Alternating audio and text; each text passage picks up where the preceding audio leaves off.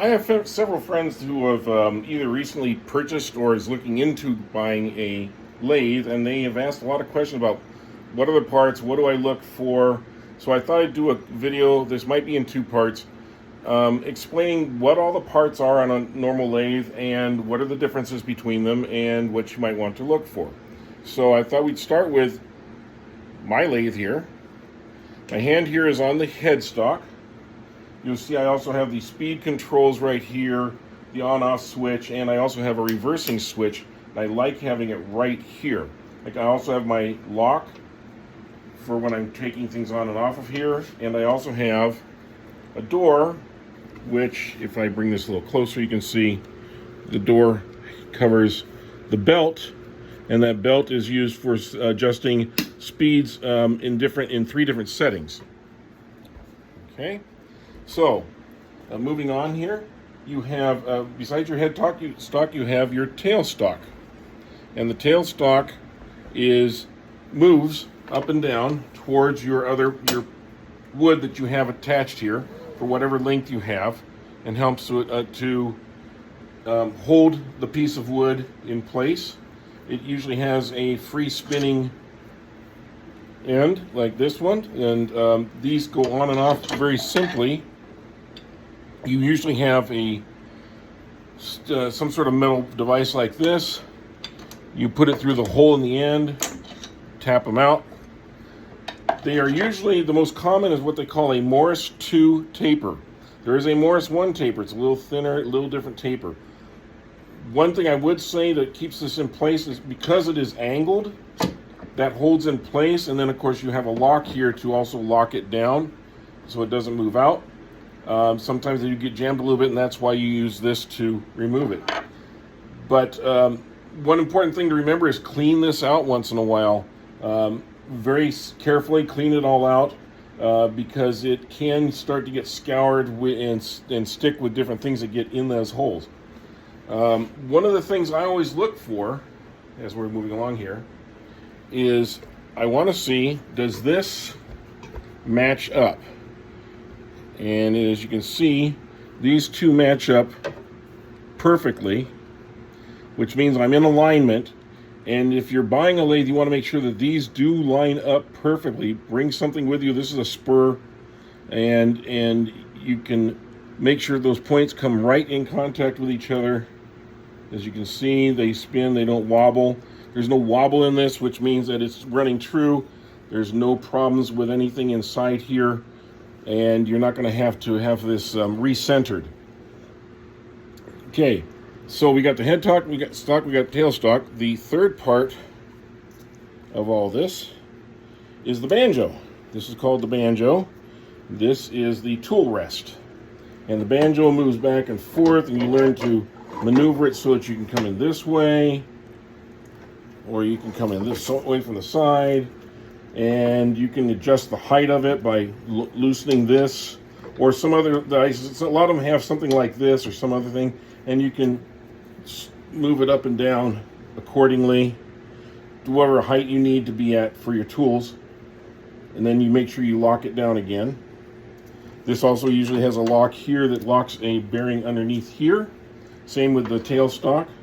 So everything has a lockdown feature. You want to make sure they're always locked down, but you got headstock, tailstock, banjo, tool rest, and then this is the bed. This would be called the bed. You want to make sure that you keep your bed clean. This one needs another cleaning. You want to make sure it's clean. You should put a light silicone or some type of finish on it once in a while, just to make sure that it stays nice and smooth and everything rides very smoothly across here. Same with this. You want to keep these very clean and smooth. The big thing with a lathe is you want everything to run smoothly at all times, okay? This one happens to have another feature. This one has what they call an out feed. And you notice that the bed is a little bit lower here than it is over here. This allows me to do up to 15 or 16 inches of a piece of wood about this big. So this comes off. A faceplate or something goes in here, and you can spin it. And because I have a reversible spin, I can do left or right spinning, or counterclockwise or clockwise spinning. That allows me to change the spinning so that I can turn properly with this, and I can put another taller tool rest on this one to put me in right positions to turn the bowl. I don't use this as often. One of the other features that a lot of other lathe companies use is they use one where the actual head stock swivels. It actually turns. So you just use this one piece and it just turns. This one happens to use both sides of the motor, but other ones turn the other direction so that you can turn on what they call an outboard position to the inboard position. Now, most of your less expensive lathes will not have all of these features. They will probably have a speed control, which is really important. I think having a speed control is probably one of the most important accessories to have. And I love having it up here because when I'm turning, I just have to move up with my left hand. I can switch stuff off. I can change channel. I can do things. When it's down below, I have to kind of bend over to get to it. I have to get out of position. Here I'm staying right in my right position where I'm turning, and I just reach up and adjust it or turn it off or whatever. It's much easier for me. Only thing I would say is I wish that was red, because red means stop, and that's what I'd like to do. And I've actually thought of getting some lipstick or something and painting that red just for the safety feature.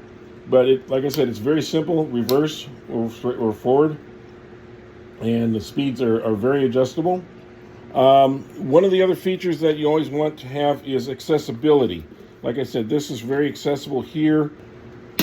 Let's get down. But I can get down to the motor down here too to change to lift and lower it. One other feature that you want to have, of course, is size. Now, that's a real question mark. A lot of people say, "Oh, I want the big lathe." Well, you don't necessarily. What are you going to turn? Think about it. This one here can handle. This is 6 inches from here to here, which means you can handle a 12-inch bowl. Okay, and 12-inch bowl is a pretty big bowl. Most people are never going to turn bowls bigger than that. They might occasionally do a bowl on the outside, which I have done. I've done 15, 16-inch bowls, but generally speaking, 12 inches is pretty big. It's a pretty heavy piece of wood.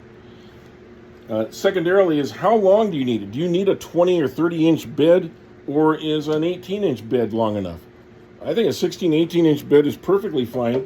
If you're going to do a bowl, excuse me right here, but here's one that I'm doing right now. As you can see, it's pretty large. It's only extending out about 7 or 8 inches. So how big of a bed do I need? 8 inches plus the base of the tailstock, that's really only about 12 to 13 inches. So how big of a bed do you really need? You don't need to overbuy. Buy what you think is good. Buy quality if you can. There's a lot of makers out there. And in the next video, I'm going to go over what are some of the tools or attachments that you'd expect to have when you start with your lathe. And I'm not talking about the gouges. I'm talking about like face plates and so forth. So we'll do that in another video.